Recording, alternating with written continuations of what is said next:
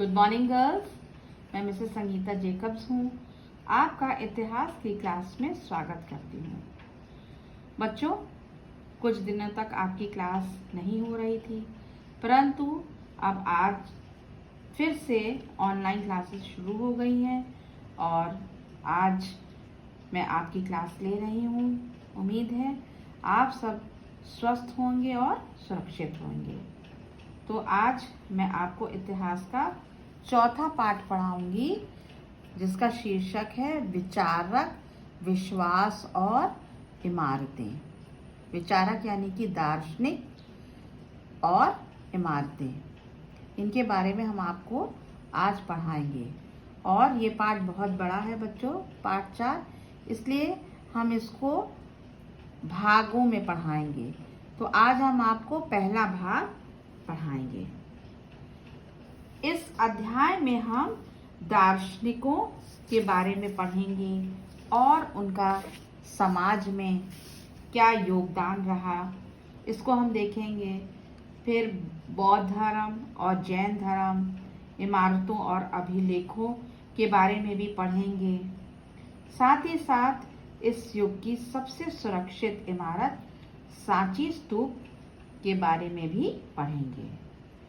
तो ये स्तूप क्या है और कहाँ स्थित है? स्तूप एक गोल गुंबदनुमा इमारत होती है जो एक ऊंचे चबूतरे पर बनी होती है। ऊपर जाने के लिए सीढ़ियां होती हैं और इसके चारों तरफ तोरण द्वार होते थे। कहीं कहीं किसी स्तूप में 2 द्वार भी होते थे और कहीं पर 4 भी। और इसके अंदर महात्मा बुद्ध की मूर्ति लगी होती थी। तो ये तो स्तूप होता है। फिर स्तूप में होता क्या है, क्या किया जाता है, इसके बारे में हम बताएंगे कि स्तूप जो है वो एक धार्मिक स्थल है बौद्धों का। जैसे कि हिंदू लोग मंदिर में पूजा करते हैं, मुस्लिम मस्जिद में, ईसाई चर्च में, वैसे ही बौद्ध धर्म के लोग स्तूप में पूजा करते हैं। तो हम ये कह सकते हैं कि स्तूप बौद्धों का धार्मिक स्थल होता है, पवित्र स्थल होता है, जहाँ वे पूजा अर्चना करते हैं। अब हम सांची स्तूप को देखेंगे कि वो कहाँ स्थित है और कैसा है। बच्चों, ये चित्र में आप देखिए, ये सांची स्तूप है। और जैसे अभी हमने आपको स्तूप के बारे में बताया कि वो गोल गुंबदनुमा है, तो आप ये देख सकते हैं। और फिर उसके बाद ये देखिए, ये इसका द्वार हैगा, तोरण द्वार है, यहाँ रेलिंग लगी हुई है। तो ये सांची का स्तूप है। सांची स्तूप मध्य प्रदेश के भोपाल नामक स्थान से 20 मील दूर सांची नामक स्थान पर एक पहाड़ी पर स्थित है। इसका निर्माण 3री शताब्दी ईस्वी पूर्व यानी कि 3rd सेंचुरी BC में अशोक द्वारा किया गया था। बाद में शुंग वंश के समय इसमें कुछ बदलाव किया गया। लकड़ी की रेलिंग को हटाकर पत्थर की रेलिंग लगाई गई और 4 द्वार भी बनाए गए। तो 19वीं शताब्दी में सांची स्तूप में यूरोपियों ने काफी दिलचस्पी दिखाई। उन्हें ये इमारत बहुत ही सुंदर और अद्भुत लगी। इन्हीं यूरोपियों में फ्रांसीसी सबसे ज्यादा इंटरेस्टेड लगे। वे सांची स्तूप से बहुत प्रभावित थे और विशेषकर उसके तोरण द्वार से। आप देख सकते हैं कि ये कितनी ही भव्य इमारत है जो उनको आकर्षित किया। वे चाहते थे कि वे इस तोरण द्वार को फ्रांस ले जाकर अपने संग्रहालय में रखें। संग्रहालय आप सब समझते हैं बच्चों, संग्रहालय यानी कि म्यूजियम को कहते हैं। तो ये वे इतने ज्यादा इस स्तूप से प्रभावित हुए कि वे और इसके तोरण द्वार से, ये आप देख सकते हैं इस चित्र में, ये तोरण द्वार है। इस चित्र में इतना क्लियर नहीं है, लेकिन हम आपको जो दूसरा चित्र दिखाएंगे बच्चों, इसमें ये तोरण द्वार बहुत ही सफाई से आप देख सकते हैं। तो इससे वो इतने ज़्यादा आकर्षित हुए कि वे अपने देश में उसको अपने संग्रहालय में रखना चाहते थे। इसमें आप देख सकते हैं इस तोरण द्वार में कि ये 2 चौकोर स्तंभ हैं, पिलर्स हैं, और इसके ऊपर कुछ आकृतियां बनी हैं। ये आकृति शेर और हाथी की है। और यहाँ आप देख सकते हैं चित्र में लिखा east gate of Sanchi stupa. East यानी कि पूर्वी द्वार है, ये पूर्वी द्वार है सांची स्तूप का। तो फ्रांसीसियों ने भोपाल की नवाब शाहजहां बेगम से तोरण द्वार फ्रांस ले जाने की इजाजत मांगी। अब इसको वो, इस तोरण द्वार को लोग फ्रांस ले जाना चाहते ताकि वो अपने संग्रहालय में रखें। इसी प्रकार अंग्रेजों ने भी यही इच्छा रखी, परंतु दोनों को तोरण द्वार की प्लास्टर प्रतिकृतियां बनाकर दे दी। प्रतिकृतियां मतलब यानी कि हूबहू वैसे ही, सेम टू सेम वैसे ही, जैसे डुप्लीकेट होता है वैसे ही सेम टू सेम तोरण द्वार बनाकर उनको दे दिया गया। और जो असली द्वार था, जो मूल कृति थी, वो भोपाल राज्य में ही अपनी जगह पर बनी रही। भोपाल के शासकों ने इस प्राचीन स्थल के रख रखाव के लिए धन का अनुदान किया, यानी कि डोनेशन दिया उन्होंने। जॉन मार्शल, जो कि एक आर्कियोलॉजिस्ट थे, उन्होंने सांची स्तूप का अध्ययन किया और उस पे उन्होंने कई पुस्तकें लिखी और उनको उन्होंने सुल्तान जहां बेगम को समर्पित भी किया। और जब ये पुस्तकें लिख गई तो अब सवाल ये था कि पुस्तक को छापने के लिए पैसा कहाँ से आएगा। तो इसको छापने के लिए भी बेगम ने पैसा दिया। इसके साथ ही साथ संग्रहालय एवं अतिथिशाला बनाने के लिए भी सुल्तान जहां बेगम ने अनुदान दिया। आगे हम देखते हैं यज्ञ और विवाद। ईसा पूर्व प्रथम शताब्दी का काल विश्व इतिहास में बहुत ही महत्वपूर्ण माना जाता है। क्यों माना जाता है? क्योंकि इस काल में बहुत से चिंतक, दार्शनिक और विद्वानों का उद्भव हुआ। जैसे कि ईरान में ज़रतुश्त थे, वो एक बहुत बड़े विद्वान थे। चीन में खुंगत्सी एक महान विचारक थे। यूनान में सुकरात, प्लेटो, अरस्तु, इनका नाम तो आप लोगों ने सुना ही होगा।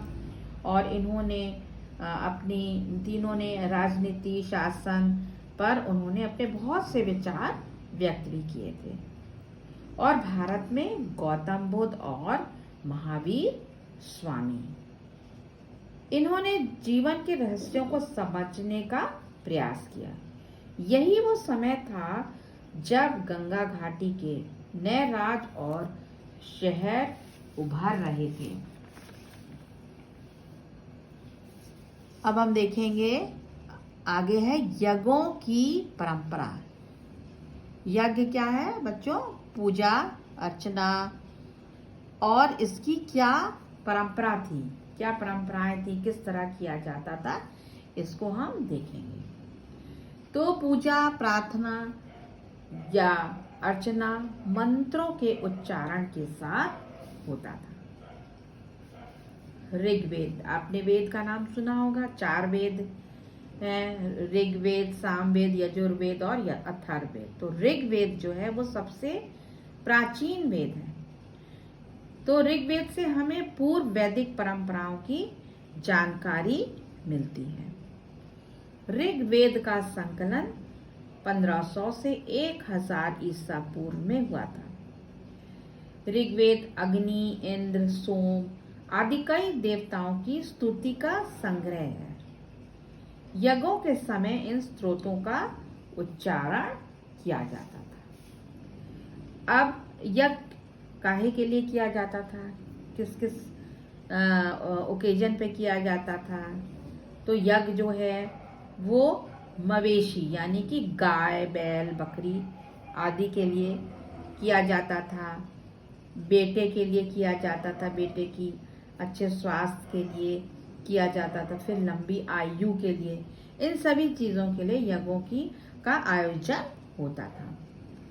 आरंभ में यज्ञ सामूहिक रूप से का मतलब क्या है? ग्रुप में होता था, बहुत से लोग इकट्ठा होते थे और ये यज्ञ होता था। परंतु बाद में यज्ञ घरों के मालिकों द्वारा किया जाने लगा। घरों के मालिक कौन होते थे? घर का जो हेड होता है उनके द्वारा किया जाता था। और फिर कुछ राजा और सरदार के द्वारा कुछ यज्ञों का आयोजन होता था। राजसूय और अश्वमेध यज्ञ भी होते थे जो बहुत ही कठिन यज्ञ होते थे और ये राजा के द्वारा ही करवाए जाते थे तथा इनके अनुष्ठान के लिए ब्राह्मण पुरोहितों को बुलाया जाता था।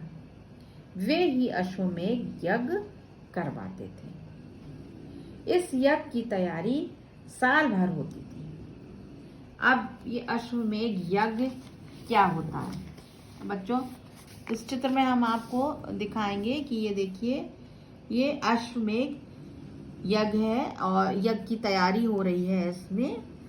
और इस अश्वमेध यज्ञ में क्या होता था कि एक बहुत अच्छे से घोड़े को तैयार किया जाता था। आप देख सकते हैं इस चित्र में कितनी अच्छे से इसका सब पहनाया गया है उसको कपड़ा, और फिर एक ये छाता लगा हुआ है और यहाँ पे राजा खड़े हैं ऊंचे से चबूतरे पे और यहाँ सैनिक लोग खड़े हुए हैं।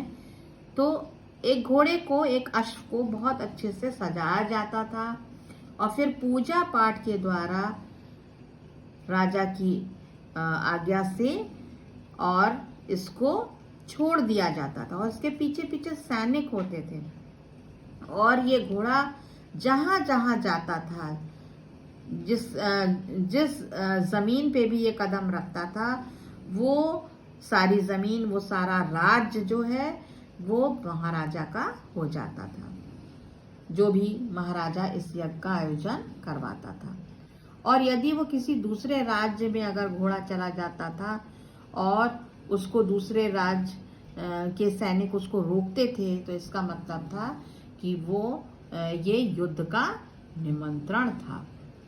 युद्ध उस समय युद्ध होता था और अगर वो नहीं जाता तो इसका मतलब युद्ध का निमंत्रण नहीं था। तो जहाँ जहाँ ये घोड़ा जाता था वो सारा राज्य राजा के या महाराजा के राज्य में सम्मिलित हो जाता था। तो ये अश्वमेध यज्ञ था। अब हम देखेंगे वाद विवाद और चर्चाएं। महावीर स्वामी और गौतम बुद्ध ने वेदों पर कई प्रश्न उठाए।